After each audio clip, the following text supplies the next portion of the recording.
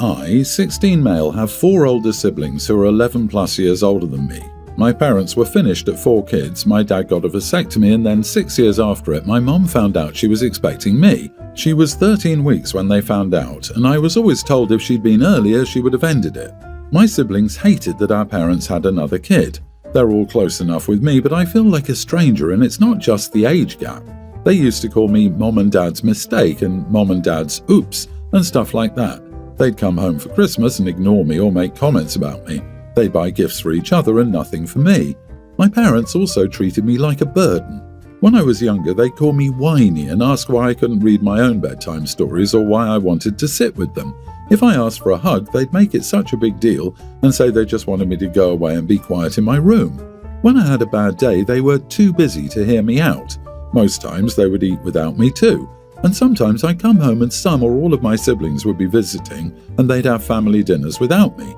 Oh, the family dinners they had in restaurants and stuff never included me either.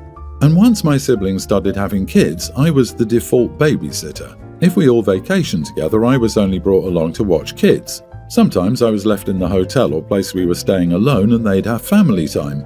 My siblings would just drop off their kids other times at home and tell me to babysit, and my parents would give them the okay. I was never asked. I know people will ask if I'm not the bio kid of one of my parents, but I'm both their bio kid, 100% confirmed. It's just I came along when they were done and they resent me for it and my siblings never wanted me. I tried speaking to my parents and my siblings about how I felt, but I'm brushed aside. I never tried writing a letter, but it won't make a difference and I'm not pouring my heart out like that to have them not read the letter or toss it in the trash or something. I got so tired of it recently. I've been spending more time at my girlfriend's house and I hang out with her family more. I started to stay there whenever I feel like they might need me for babysitting, and I've refused when told I needed to. On Saturday, they wanted to have a family night out and brought the kids over, but I wasn't home. Mom called me and told me I needed to come home and babysit. I told her to let everyone know that they can't use me as free childcare and treat me like crap for being an unwanted pregnancy anymore. I said I didn't have any say in it and I'm not letting them do this to me anymore. Their reaction wasn't pretty, but I've stood my ground, which really annoys them. Am I the idiot? Not the idiot. Print up a free schedule and include payment required in advance of services. Let's see how that goes. Get a part-time job if you can, open up a bank account at a bank they don't use, and have the statements emailed to you, no physical mail, but especially since you're young, do your actual transactions in person. There's a lot of bank phishing these days. I've never regretted being weird and doing my transactions at the actual bank for multiple reasons. Save that money and keep standing your ground, and be ready to make your grand exit at 18. I'm not convinced the parents aren't going to try to boot OP the day he turns 18. They're already so toxic. I would urge OP to seek out help of adults that actually care for him. They've behaved appallingly, and as the herd mentality was enforced, they don't see that they're wrong. They 100% are wrong, and you standing your ground is a good thing. Don't push so far as to lose a warm place to sleep and access to food. Once you're 18, your world opens up. But the family needs their live-in babysitter. They won't want him to move out or go to college or get a real job because they need their family time with half of the family, excluding OP and the grandkids. When the oldest grandkid is old enough to babysit, they'll stop using OP. No, the family will need a caretaker for aging parents around the time the grandkids don't need babysitting. So OP better run and not look back soon as they're 18. This is just so sad. My parents also had an oops. I was the youngest of 3 for 14 years when he was born, and we 3 older siblings absolutely adored our baby brother. We helped raise and care for him and spoiled him with love and attention. This is how it should be. Context. New neighbour, mid-30s female, moved in. She was nice enough at first, but she has a serious problem with how she handles garbage days. I'm 34 male, not sure how the heck one woman can create so much garbage. She will have her bins out, but always overfilling. Many times I've come out of my driveway to go to work to see a pile of spilled over fresh garbage sitting right in front of my driveway after the raccoons got to it, or all her bins blocking my car from leaving. I've spoken to her many times about this and she always says that she does and claims it must be getting moved around by the wind or knocked over by raccoons, lol. There's no way in heck all that garbage is getting blown around by the wind.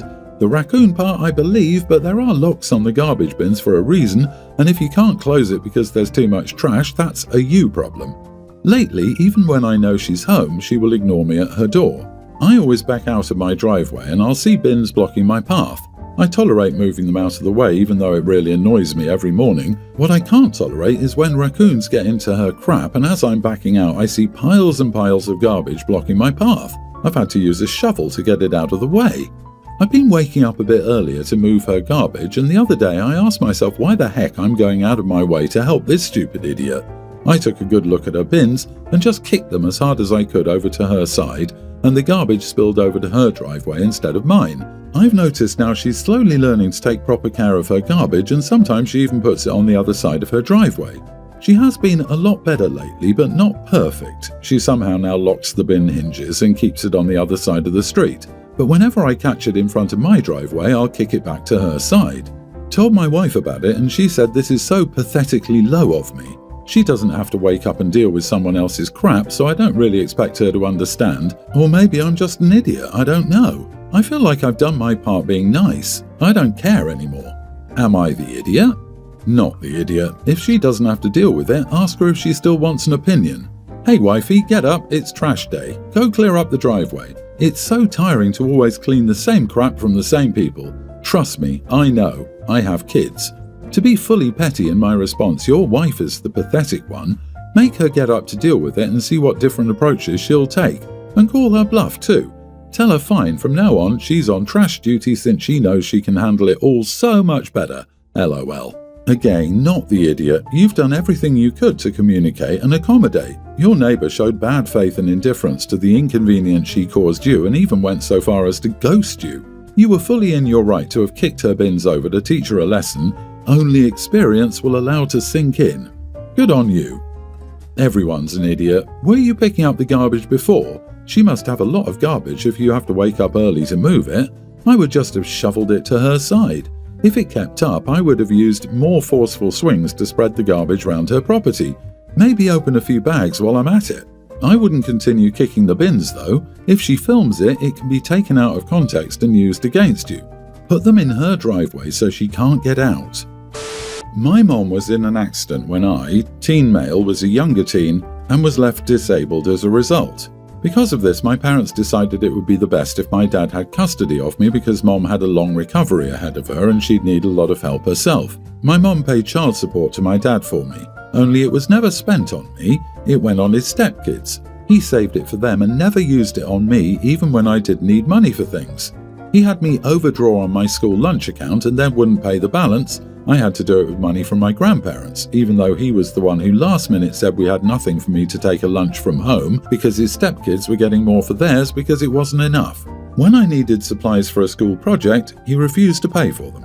I wasn't allowed to get a haircut even though the stepkids, my dad and his wife, all got them whenever. His wife was getting her hair dyed every other month and his stepdaughter got highlights for her birthdays. I got way less than the stepkids for food too. Lots of stuff like that was going on while I was there. There was a lot of stuff like that, and while Mom was deep in recovery, I didn't want to upset her with it. But eventually I told her because she wasn't giving her disability money for my care for it to go to kids who are nothing to her. My mom was so angry, and so were my grandparents. I moved in with my mom, and my grandparents moved in with us so my dad couldn't fight against us. Then she got the courts involved, and they didn't like it. I had proof, or well, my mom brought the proof I had for the courts. They decided Dad should pay it back since he was abusing it and not providing for me the way the court order said. He only got away with it because Mom didn't see me as much as she otherwise would have. My dad and his wife are angry at me for doing it when one of the stepkids has a long-term medical issue. They said I could have been understanding and I was old enough. I told my mom and moved back in with her to know medical issues take priority. They said it benefited my family and I might not have got a comfortable time there, but I got enough. My mom said the stepkids got enough though, and that's why I wasn't wrong. But my dad and his wife accused me of acting out of spite. Am I the idiot? Not the idiot. You aren't the only person who thought your father was mistreating you. Your mother, grandparents, and even the courts agreed that he wasn't being a good father. And if this is about benefiting family, why were you the only one not seeing a benefit? Yeah, the fact that the dad was ordered to pay the money back rather than just stopping future payments when OP moved in with Mom indicates that his behaviour was provably totally in the wrong. That wouldn't have happened if it was just questionable or a little eyebrow raising. It would take seriously screwing up to have to actually pay back the child support like that. Looks like someone confused child support with "let's fund my midlife crisis." Sorry dude, but the only thing you should be funding is your kid's future. Dad's and stepmom's words are empty manipulation. They weren't spending the money on medical care, but haircuts and supplies for the other kids. OP, look at their actions, not their words. He was abusing the child support and also you, OP. Me, 40 female, and my husband, 40 male, have 3 pre-tween kids, 2 female, 1 male. Whenever I cook, the kids may or may not like it. If they don't like it, that's fine. They can go eat some fruit or something because I'm done. If they don't want fruit or something, they're not hungry. When my husband cooks, if any of them don't like it, usually just the youngest one, in both my case and his case, he'll make a whole other quick meal for her. That's fine for him, but it becomes an issue for me when I refuse to make something else besides what I cooked, and they say, "But Dad does," and my husband will come in and cook the complaining person something. I asked him yesterday if he could stop that, because I don't want them thinking because they can ask him if I say no. He said, "It's food," and kind of brushed me off, and that started an argument. We kind of decided we'd just postpone till today. Am I the idiot for wanting him to do this? Edit, I mostly make spaghetti, rice, fried coconut, jollof, with chicken, fried baked jerk. I also might fry yams or plantains for dinner, stuff like that. I usually only have one night a week of making something a bit more out of their normal palate.